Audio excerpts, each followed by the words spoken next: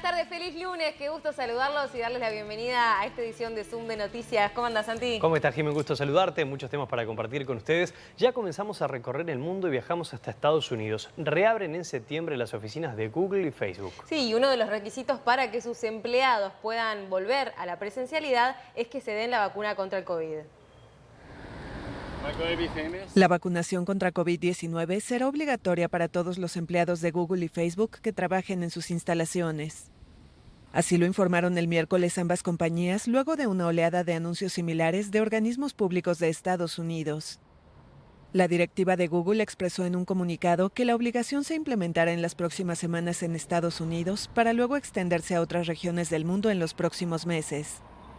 La medida no aplicará en países donde el inmunizante aún no es de fácil acceso y pronto se darán detalles de excepciones para las personas que no pueden ser vacunadas por razones médicas o poblaciones específicas.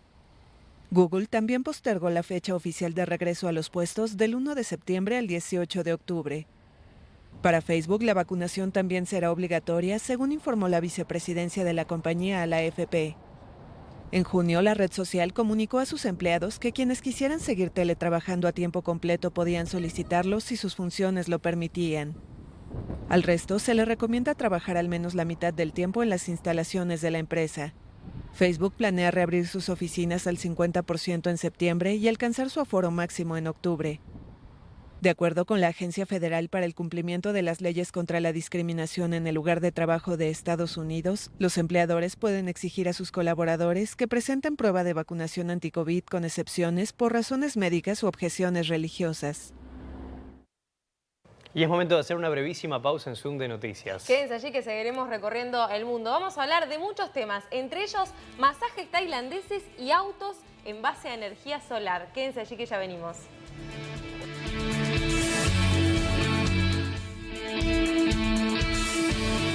Gracias por continuar allí. Seguimos en Zoom de Noticias recorriendo el mundo y les contamos que ayer, el 1 de agosto, además de haber sido el cumple de Santi, comenzó la fiesta de la Pachamama en Bolivia. Veamos qué fue lo que pasó en aquel país. Se agradeció a la Madre Tierra y se rogó por el fin de la pandemia. Entre la caída de nieve y numerosas plegarias por el fin de la pandemia, el mundo andino boliviano comenzó agosto, el mes que la tradición dedica a la Pachamama. Varios asistentes acudieron el domingo a la cumbre, a 12 kilómetros de La Paz, para agradecer a la Madre Tierra los bienes recibidos. Esto es como un agradecimiento y también es para que todo este año también que nos vaya bien, para que haya negocios, ventas, para esta enfermedad también que se vaya, que termine aquí. La celebración de este año estuvo caracterizada por la presencia de varias mujeres curanderas, que ofician de sacerdotisas y presiden las ceremonias, desempeñando funciones que solían ser masculinas. Como es 1 de agosto, se abre la boca, primer día. Entonces, a veces eso es más bien, hay que darle 1 día de agosto para que nos reciba a nosotros muy bien, que nos proteja de todo. Para eso estamos pidiendo. Hasta el 15 está abierto la boca. Después todos invitamos, entonces desde 15 hasta 30 ya poquito, ya también ya es llenito, como decir. Las ofrendas incluyen flores, frutas, hierbas aromáticas y dulces, que aluden a la prosperidad y que responden a la creencia de que la Pachamama gusta de los azúcares. Las sacerdotisas rocían las ofrendas con alcohol, cerveza y bebidas gaseosas, derramando parte del contenido en el suelo como una forma de compartir el festejo con la Madre Tierra. Al final de las bendiciones se prende fuego al altar y el viento se encarga de avivar las brasas. Si la fogata se enciende y se consume pronto, es una señal de que la Pachamama está complacida con la ofrenda. Y tenemos una recomendación para hacerles que seguro muchos la necesitarán. Con estos fríos de invierno llegan también todos los síntomas típicos de la gripe, tos, decaimiento, congestión nasal, estornudos, entre otros. Por eso, para un alivio así de rápido, tenés siempre a mano un Perifar Grip. Es el antigripal con vitamina C que reanima, descongestiona y baja la fiebre. Probá también Perifar Grip té caliente. Perifar Grip es el rápido alivio a los síntomas de la gripe. Seguimos recorriendo el mundo, viajamos hasta Países Bajos. La mayor particularidad que tiene es que están por debajo del nivel del mar y han tenido mucha victoria sobre los océanos y los lagos. Muy interesante, pero ¿cómo han conseguido esta hazaña? Se las contamos.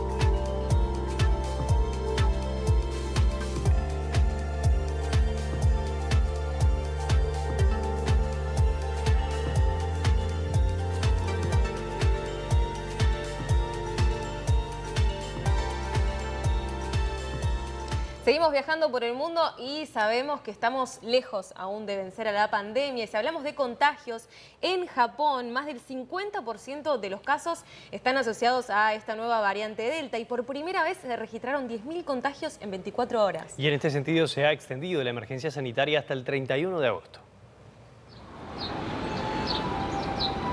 Japón extendió el viernes la emergencia sanitaria por el COVID-19 en Tokio y la amplió a otras 4 regiones ante el alza de los contagios. La medida ya vigente en la capital y en Okinawa, al sur del país, se prolongó hasta el 31 de agosto y se sumaron a la emergencia las regiones de Saitama, Chiba, Kanagawa y Osaka. El país registró el jueves por primera vez más de 10.000 casos de coronavirus, lo que llevó a las autoridades y expertos en salud a advertir del riesgo que implica la propagación de la variante Delta, que representa más del 50% de los casos en la capital. El récord de contagios se registra en pleno desarrollo de los Juegos Olímpicos, donde el viernes se registraron 27 nuevos casos. El estado de emergencia vigente en Tokio restringe el horario de apertura de bares y restaurantes y les prohíbe vender alcohol. Los expertos advierten de una relajación en su cumplimiento y de un aumento de casos entre los jóvenes. Solo un cuarto de la población japonesa está vacunada por completo contra el COVID. Y viajamos hasta Buenos Aires para hablar de alquileres. El 63% de los alquileres en el microcentro de la capital de Argentina se encuentran, son oficinas en ese lugar y con la pandemia y el teletrabajo se han visto prácticamente que vacíos. Es así, les proponemos conocer la problemática que se presentan con los alquileres en el país vecino. Siempre digo que pagaba un montón de plata por un patio trasero de 3 metros por 2 y hoy tengo un patio trasero de 15 hectáreas. Lo que siempre fue su lugar de recreación de fin de semana, hoy es parte de su vivienda. Marcelo luce con orgullo su casa rodante, un vehículo que se convirtió en su hogar debido a la necesidad. La pérdida de trabajo, sumado a la suba de la renta inmobiliaria, lo obligaron a tomar una decisión drástica. Si pago el alquiler, no como, porque el alquiler era casi lo mismo que me pagaba. Los servicios, el ABL, ¿qué te queda? Entonces directamente le aceleramos el trámite, nos pusimos a buscar, encontramos esto. Un ómnibus modelo 62 en el que invirtió toda su indemnización laboral para convivir junto a su hijo, que tiene trastornos mentales. Puso 2 camas, una pequeña cocina, sumó una mascota y vende libros y objetos antiguos para subsistir. Mientras espera que le adjudiquen la jubilación, no baja los brazos, a pesar de los riesgos de seguir en el medio de una pandemia. Sé que el virus existe, no le tengo miedo, porque tengo que seguir viviendo. Y mi único sueño es que la gente, que esto se vaya, ¿viste? Que desaparezca este virus. Después yo veré qué hago, si me quedo acá, si me compro una casa o la alquilo o me compro un terreno o lo que sea. Casi 3 millones de hogares argentinos dependen de una renta para acceder a una vivienda. Un estudio de una plataforma inmobiliaria revela que en los últimos 12 meses el valor de un alquiler promedio en la ciudad de Buenos Aires subió alrededor de 70%. El mercado está regulado por una ley sancionada hace más de un año que generó nuevos plazos en los contratos y un índice especial para calcular incrementos anuales. Sin embargo, para algunos expertos, esto no alcanza para resolver problemas de larga data. Argentina tiene el precio del alquiler de vivienda completamente desregulado desde la última dictadura. Argentina tiene las viviendas dolarizadas también desde la última dictadura y por supuesto que esto es un combo que genera crisis habitacional y que se profundiza esa crisis habitacional en épocas de crisis económica como la que estamos viviendo. Desde el sector que reúne a los propietarios reconocen que hay un descenso de la oferta por una baja rentabilidad, algo que generó una lenta migración de los inmuebles hacia la venta. No obstante, no hay un aumento de escrituras que haga pensar en un cambio de modelo habitacional. Es por eso que ciertos sectores estatales proponen nuevos proyectos para que haya más alternativas para vivir. El microcentro de Buenos Aires tiene un 63% de sus inmuebles destinado a oficinas, pero muchas de ellas hoy están vacías y la zona luce realmente desolada. Desde la legislatura porteña se ha propuesto convertir este sector de la capital en un nuevo barrio residencial y con este cambio otorgar nuevas oportunidades para aquellos cuyo único modelo de vivienda por ahora sigue siendo la renta. Ricardo Romero, RT Buenos Aires, República Argentina. Presenta Ultramayorista, el líder de la limpieza con su nueva imagen y su gran experiencia. Ultramayorista. Bienvenido a casa. ¿Y qué está pasando? ¿Qué información surge de nuestro país? Marcelo Irachet tiene los datos. Muchísimas gracias, Santiago, Jimena. Muy buenas tardes para todos. Algunas de las novedades más destacadas de hoy. Un dato que se acaba de conocer. La variante uruguaya del coronavirus, y así como lo escuchan, el informe de seguimiento y vigilancia genómica del Uruguay detectó lo que han denominado como la P6, la variante uruguaya del coronavirus. Esta es la que provocó grandes cantidades de casos y estragos prácticamente entre los meses de noviembre del 2020 y de marzo pasado. No obstante, fue luego perdiendo intensidad y prácticamente fue dominada por la que conocemos como la P1 o la variante de Manaos. Tenemos las últimas informaciones sobre el particular para nuestra edición de Telenoche hoy.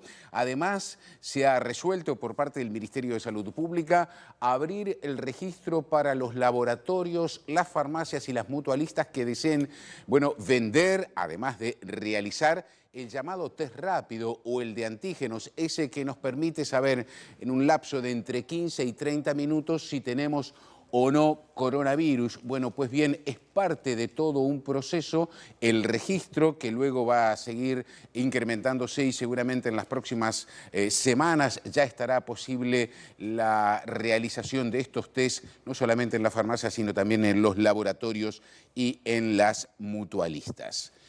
Una nueva etapa en el relacionamiento entre el gobierno y la oposición. Se concretó esta tarde una reunión del presidente de la República con el nuevo coordinador interino del Frente Amplio, a poco de que dejara su cargo el expresidente de la coalición de izquierda, Javier Miranda. Habló Ricardo Ehrlich con los diferentes medios, también con Telenoche. Explicó que a partir de ahora, bueno, se espera tener un nuevo relacionamiento y sobre todo evitar que se produzcan grietas en la sociedad. Además, estaremos informándoles a ustedes acerca de los paros que se están realizando hoy por 24 horas, no solamente en el Hospital Maciel, sino también en la educación primaria.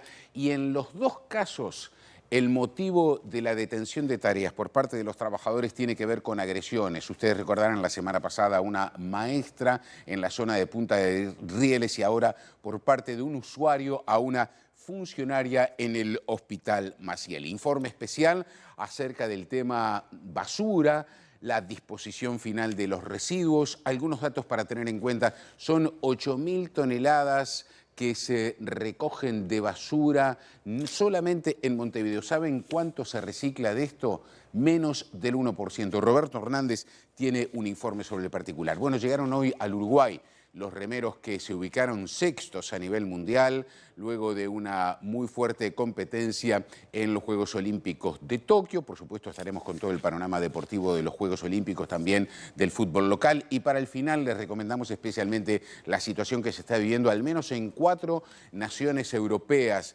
con voraces incendios que en los últimos 5 días han provocado ya 8 fallecimientos. Poquito antes de las 19, con esto y mucho más en Telenoche. Siguen ahora Jime y Santiago con más Zoom de noticias. Presentó Ultramayorista, el líder de la limpieza con su nueva imagen y su gran experiencia. Ultramayorista. Bienvenido a casa. Le agradecemos a Marcelo por el adelanto y continuamos por aquí recorriendo el planeta. Nos vamos hasta España. Este país está atravesando una 5ª ola de contagios de coronavirus y a la vez se estima que a mediados de agosto se llegue a un 70% de su población vacunada. Desde Madrid nos informa sobre este tema Maya Restrepo. Saludos, así es, España comienza agosto con la incidencia en riesgo extremo por coronavirus y las nuevas variantes convierten la inmunidad de rebaño en una meta inalcanzable a corto plazo. El día de hoy el presidente del gobierno, Pedro Sánchez, comunicó que esta semana llegarán una nueva remesa de dosis de Pfizer, que concretamente son 3,4 millones, que servirán para agilizar la vacunación del 70% de la población, que se logrará a mitad de este mes de agosto. Y mientras se ralentiza la 5ª ola de contagios, ahora el caos está por el certificado COVID, que después de la decisión judicial de tumbar esta decisión de uso en Canarias y en Cantabria, donde sí se está exigiendo su uso es en Galicia. Ante el aumento de contagios, las nuevas comunidades ya plantean utilizarlo en interiores de bares, restauración, cines y teatros. Y vamos a hablar ahora de nuevas creaciones. En Bélgica, un grupo de 20 estudiantes de ingeniería crearon un auto solar. No puede andar muy rápido, tan solo 20 kilómetros por hora, y la intención es ponerlo a competir con otras creaciones. Trabajan en un nuevo modelo de coche solar.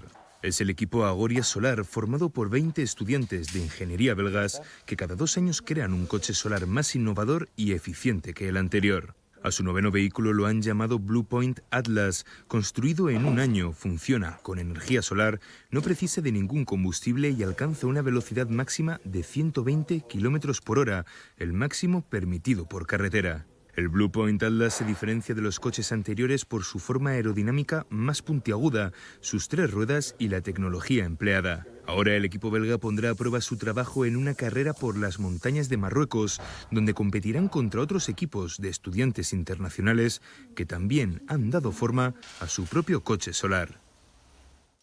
Y me debo retractar, no 20 kilómetros, 120 kilómetros por hora. Un poquito más rápido. Un poco más rápido, bastante. Seguimos con otros temas. Vamos a hablar del deportista, el tenista Rafa Nadal, que no participó de estos Juegos Olímpicos de Tokio. No lo hemos escuchado en las noticias porque se está recuperando de una lesión. Y además se está preparando para jugar el Open de Washington. El público del City Open de Washington llegó pronto este sábado a las instalaciones de este torneo para disfrutar del entrenamiento del tenista español Rafa Nadal, la estrella indiscutible de este torneo. Durante 1 hora y media, Nadal entrenó esta mañana en la pista principal del centro de tenis de Rock Creek Park, ante la atenta mirada de cientos de aficionados que eligieron ver la preparación del número 3 del mundo antes de asistir a algunos de los partidos clasificatorios.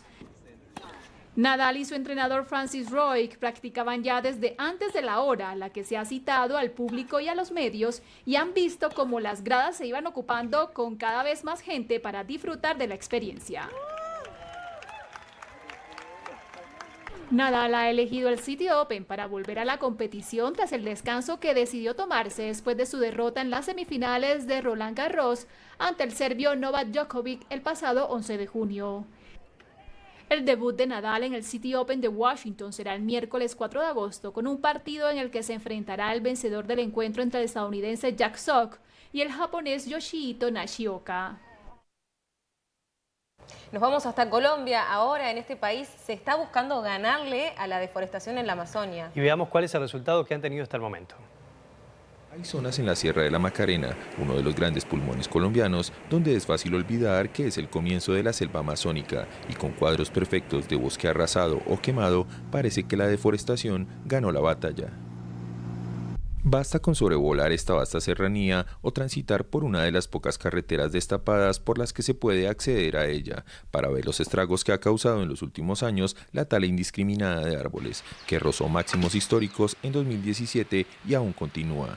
Habla Sergio Iván Núñez, secretario de Medio Ambiente del departamento del Meta. Bueno, la deforestación es uno de los principales problemas que aqueja el departamento y el sur del Meta particularmente. Aquí en la Macarena es un ecosistema estratégico que hace parte del macizo guayanés.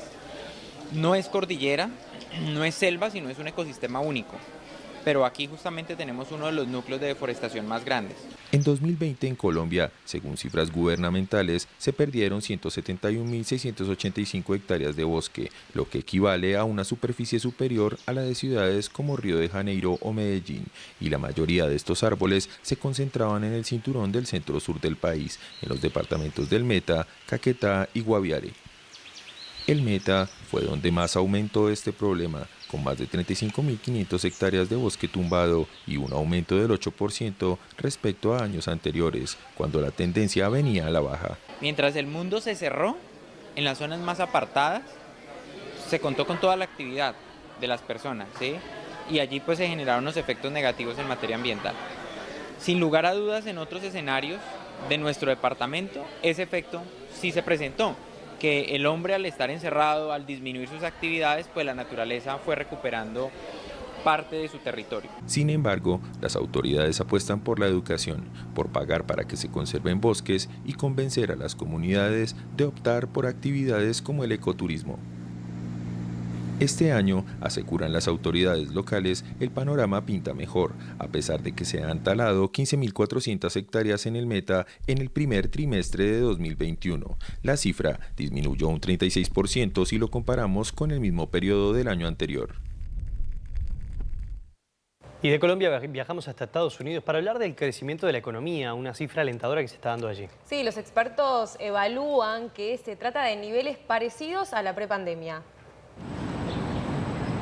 El Producto Interior Bruto de Estados Unidos crece un 1,6% en el segundo trimestre, su valor más alto desde antes de la pandemia del coronavirus. Estas cifras demuestran el fuerte ritmo de recuperación de la primera economía del mundo, ya que su actividad económica supera ahora los niveles previos a la crisis económica. Y lo hace tras la reapertura de negocios, las vacunaciones y los programas de estímulo del gobierno y la política monetaria generosa de la Reserva Federal. Aún así, el dato anualizado decepcionó a la mayoría de los analistas, que esperaban que esta tasa llegara a colocarse en el entorno del 8,4%. El gasto de los consumidores, que es el principal motor del crecimiento, saltó en ese trimestre a una tasa anualizada del 11,8%, en gran medida estimulado por las distribuciones de beneficios realizadas por el gobierno. Y de los Estados Unidos nos toca trasladarnos a Inglaterra porque volvieron los vuelos al aeropuerto de Londres. Esto es luego de todas las restricciones que se han dado por la pandemia del COVID-19. Abrazos y emoción en el aeropuerto de Londres, tras el fin de más de un año de restricciones. Desde el lunes, los pasajeros que tienen la pauta completa de la vacuna contra el COVID-19 en la Unión Europea y en Estados Unidos están exentos de hacer la cuarentena al entrar en Inglaterra y en Escocia. Y muchos aprovecharon para viajar a reencontrarse con sus familias. No hemos dormido, creo que dormí solo 1 hora anoche. Hemos estado esperándola, preparando todo. Ha sido un día emocionante para nosotros. Estamos ansiosos por disfrutar de esta semana hermosa. La medida era reclamada desde hace tiempo por el sector turístico y los ciudadanos expatriados. Y la emoción fue palpable tras el aterrizaje del primer vuelo procedente de Nueva York en Heathrow. Lo primero que quiero hacer es salir y sacarme la mascarilla porque necesito respirar después de tantas horas usándola. Y dormir. Una cerveza, eso sería genial. 60 días de sobriedad forzada. Y dormir, no lo sé.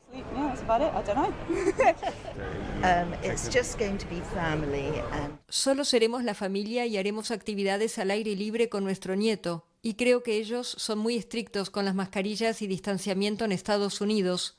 Así que lo mantendremos aquí.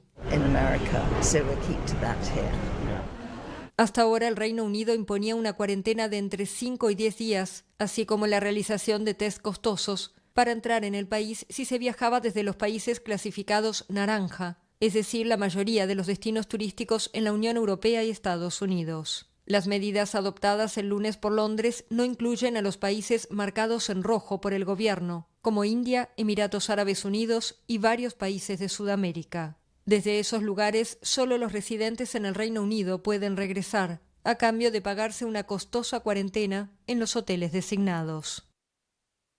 Y si hablamos de masajes, los destinos más populares son los asiáticos, por ejemplo, en Tailandia. Sí, veamos el caso de una cadena con más de 300 sedes que busca instalarse en Colombia. Una invitación difícil de rechazar. Con los debidos protocolos de bioseguridad, esta cadena, que cuenta con más de 300 sedes en todo Japón, quiere popularizar lo que en otros países del vecindario asiático como Tailandia es cotidiano, el masaje. No es solo un masaje. Además del masaje corporal es muy importante el estiramiento de los hombros. ¿Por qué nos enfocamos allí? Porque los hombros están conectados con 17 tipos de músculos. Por eso es tan importante. Aquí en Japón, donde la gente es más proclive a servir, a dar, que a recibir, no es fácil implementar estos espacios de autocuidado. ¿Pero qué tanto los japoneses recurren a los masajes? No muchas personas. Una vez más, gracias por la hospitalidad. Y seguimos viajando por el mundo. Les contamos que desde la semana que viene se flexibilizarán las medidas impuestas en la franja de Gaza a partir de lo que sucedió en mayo. Y en ese sentido, Israel amplió la zona de pesca de 6 a 12 millas.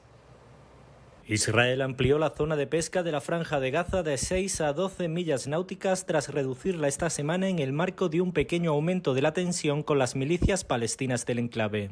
La medida fue anunciada por el COGAT, órgano militar israelí que gestiona asuntos civiles en territorio palestino, que informó además que a partir del próximo domingo se flexibilizarán algunas de las restricciones vigentes desde la escalada bélica del pasado mes de mayo. Desde la próxima semana se permitirá la entrada de equipamiento y mercadería destinados a proyectos de organismos internacionales en Gaza, específicamente en las áreas de alimentos, agua, medicina y pesca. También estará autorizado el ingreso de productos electrónicos y agrícolas y se permitirá la exportación de residuos metálicos. Por otra parte, los residentes de la franja tendrán permitido cruzar hacia Jordania a través del cruce fronterizo del puente de Alembia, aunque requerirán de autorizaciones especiales para hacerlo. Tanto Hamás, que gobierna de facto en Gaza, como la Yihad Islámica Palestina cuestionaron esta semana la decisión israelí de limitar la zona de pesca y advirtieron que un endurecimiento del bloqueo vigente desde 2007 sobre el enclave solo generaría más tensión y hasta podría desencadenar un nuevo repunte de violencia. Otro de los motivos de tensión es la demora israelí del ingreso de un nuevo envío de dinero por parte de Qatar destinado a ayuda humanitaria en Gaza y foco de disputas en los últimos años. Viajamos hasta Argentina. Están construyendo un puente en las vías del tren Sarmiento. Sí, vayamos hasta la vecina orilla a ver este tren que a partir de hoy retomó su cronograma habitual. Junto a Pablo Descalzo, viendo cómo están haciendo Tandanor, la empresa del Estado dependiente del Ministerio de Defensa, la colocación de los puentes que estamos construyendo de manera conjunta. Ya instalamos el primero en Padua y estos van a ser el segundo y el tercero, toda la traza de los 13 que vamos a estar instalando entre Moreno y Liniers. Esto va a permitir una mejor circulación de los trenes, mayor seguridad tanto para el tránsito vehicular como también para el tránsito ferroviario, y de esta manera poder conectar sin la obstrucción de la vía a los vecinos del lado norte y del lado sur de la misma. Esto, como decía Martín, lo que fundamentalmente genera la particularidad de garantizar el comercio, tanto sea del lado sur como del lado norte. Generar trabajo es el objetivo que nos debemos trazar tanto el gobierno nacional, el gobierno provincial, de la mano de Martín y de Trenes Argentinos. La verdad que esto para nosotros es una gran alegría y una satisfacción saber que este tipo de obras generan trabajo. Son dos puentes en forma de herradura para generar sentido de circulación hacia ambos lados. Va a estar terminado el día domingo, desde ya que después lleva todo lo que tiene que ver con la señalización vial. Y ahora vamos a compartir una de esas iniciativas por el medio ambiente que se destacan, y se trata de un trabajo de reciclaje en México. Se realiza en un centro de ese país que recibe por día 1.400 toneladas de basura, de residuos, y 400 recicladores hacen este trabajo. Esta es la planta de Azcapotzalco, con la que el gobierno de Ciudad de México apuesta por la optimización de los residuos sólidos para reducir la contaminación y lograr un tratamiento más rentable. El secretario de Obras de la capital, Jesús Antonio Esteva.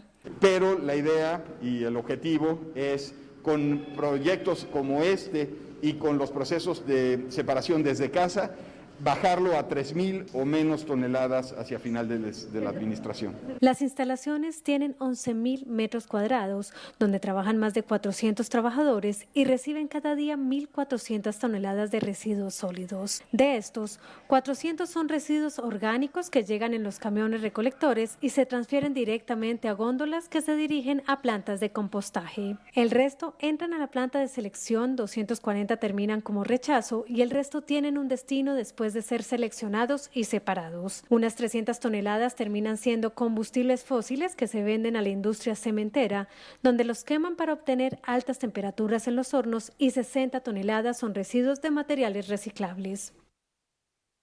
Y ahora queremos presentarles a Cecilia Mari. Ella es la primera jugadora profesional de waterpolo que debutará en el exterior. Si les parece, vamos a conocer su historia.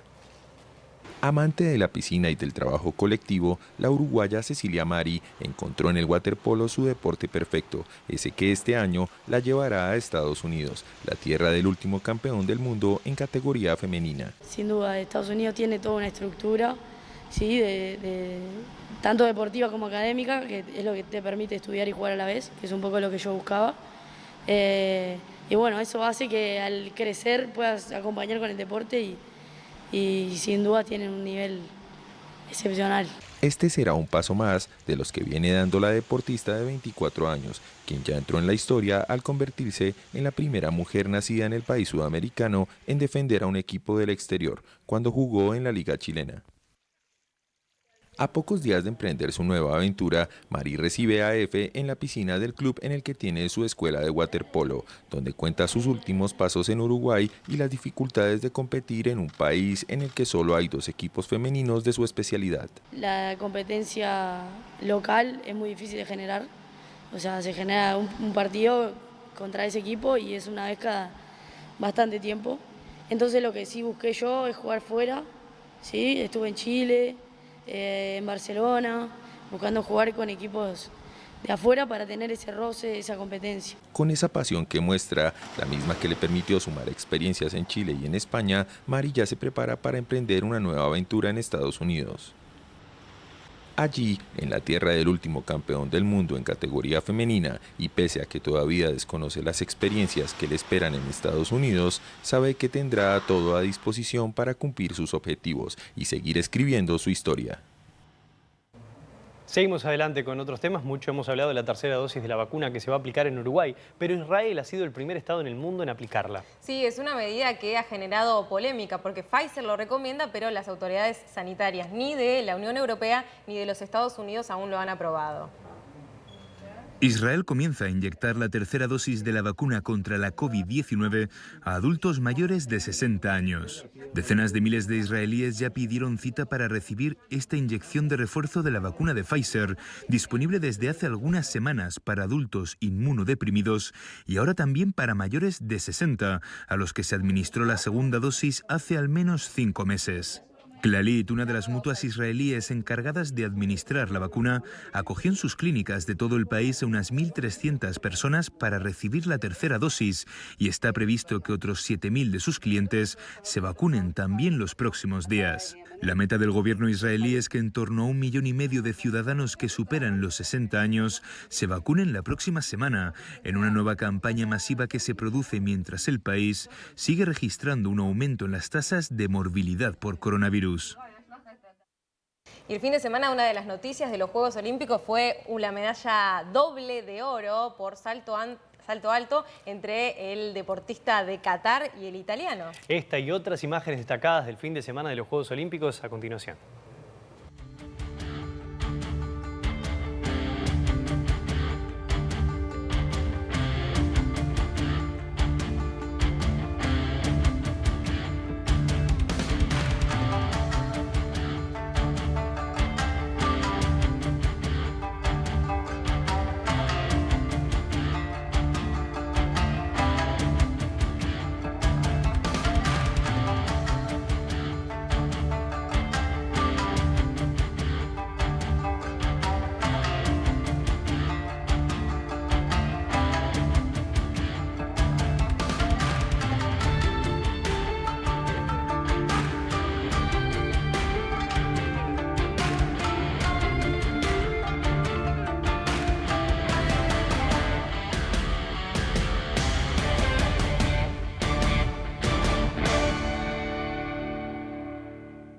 Y seguimos nuestra recorrida mundial, es momento de viajar hasta España. Sí, traemos desde allí información sobre el movimiento independentista de Cataluña. El Tribunal General de la Unión Europea retiró este viernes la inmunidad parlamentaria al expresidente catalán Carles Puigdemont y los otros 2 eurodiputados de Junts per Cat, Toni Comín y Clara Ponsatí.